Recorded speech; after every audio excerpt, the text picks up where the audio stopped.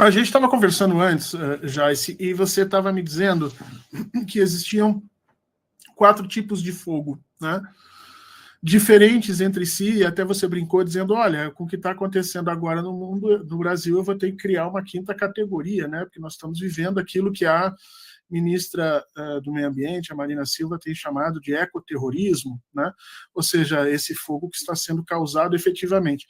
Quais são essas 4 categorias de fogo que você mencionou lá atrás? Porque parece ter uma resposta muito simples para esses problemas, que é assim, vamos criminalizar o fogo. Então ninguém mais pode fazer absolutamente nada, qualquer um colocar fogo em algum lugar vai ser preso, perder suas terras, e isso, por incrível que pareça, pode atrapalhar as populações autóctones, pode atrapalhar os pequenos agricultores, médios agricultores, e ajudar o agronegócio, né? Porque quem tem dinheiro e condições para fazer o manejo da terra corretamente, embora não faça, é o agronegócio. Como é que funciona esses 4 tipos de fogo que você mencionou para mim? Como é que isso resulta para a gente pensar o problema de hoje? Exatamente. Então, entender os diferentes tipos de fogo é fundamental, porque quando a gente vê nas notícias falar que tem 3.000 focos de incêndio, 10.000 focos de incêndio, ou 15.000 em agosto, por exemplo, não é apenas uma parte da história, porque é muito importante saber onde é esse foco, né? Em que tipo de uso da terra está ocorrendo esse fogo.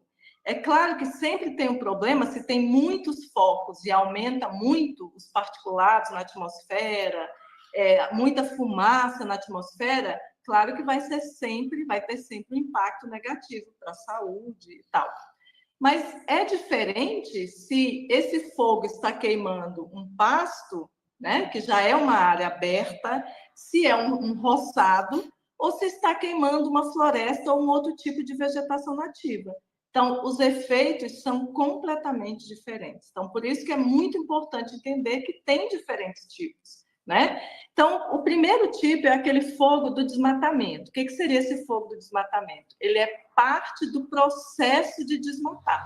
Então, você coloca ali a área abaixo, você tem muito material que é deixado para secar. Depois que ele é seco, está mais seco, vai se colocar o fogo e aquilo vai finalizar aquele processo do desmatamento. Então, o que acontece? Aquela área ela já foi desmatada, né? Então, assim, claro, tem consequências, mas são consequências menores, né? Porque a área já foi desmatada. Então, lá em 2019, por exemplo, 2020, quando as taxas de desmatamento estavam altíssimas, obviamente que houve também um pico de um aumento nesses incêndios, né? no fogo. Por quê? Porque você tinha mais desmatamento, tinha mais área para secar e queimar. Então, essa relação, quando aumenta o desmatamento, você já espera que vai ter um aumento do fogo. Só que o fogo ele é também usado em práticas de manejo agrícola, para limpeza de pastagem, né? Que seria esse segundo tipo de fogo, para limpeza dos pastos. E a gente tem um terceiro, que é para fazer esses roçados, é para plantar o arroz, o feijão, o milho, da agricultura familiar, das comunidades tradicionais. É uma técnica barata, é uma técnica prática, né? Aumenta a fertilidade do solo e ela é ancestral, né? Então, assim, é uma questão cultural. Esse é o terceiro tipo de fogo. Quando esses 3 tipos de fogo, né? Que se você tem ali uma queima que deveria ser controlada. Então, ela tem os limites, ela tem ali uma área definida onde ela vai ocorrer.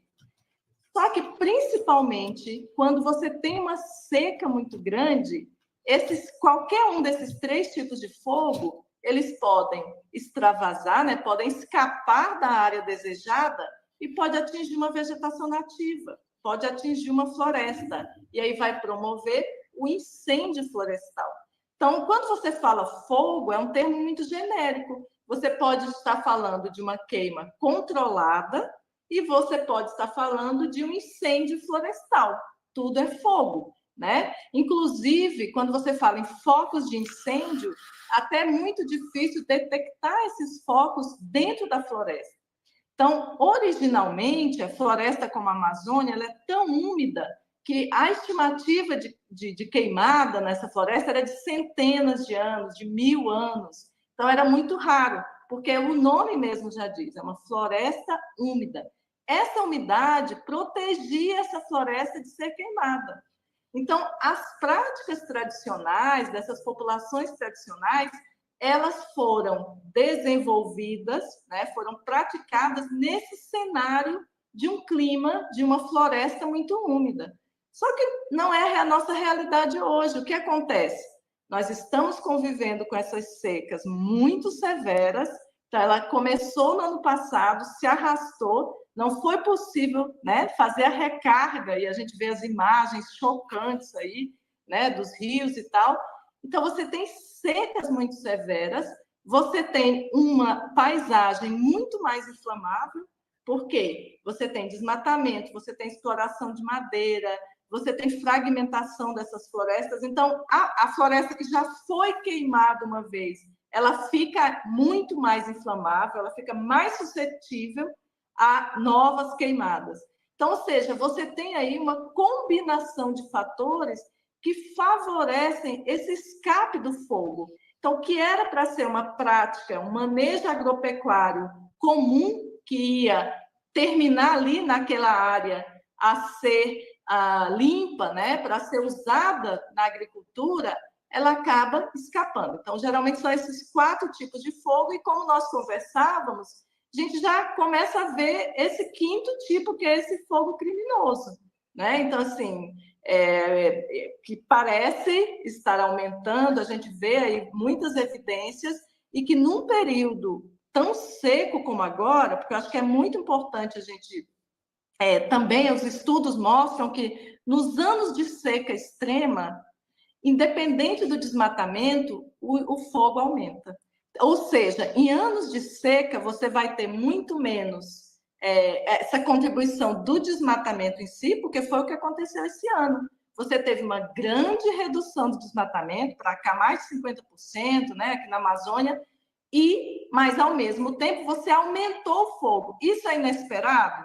Não, porque a ciência já mostrava que nos anos de seca extrema, os incêndios aumentam muito, independente do desmatamento, né? Então, assim, as emissões por fogo nos anos de seca, como 2005, 10, 15, foram anos secos, não chegou nesse nível que a gente tem agora, mas eram anos muito secos.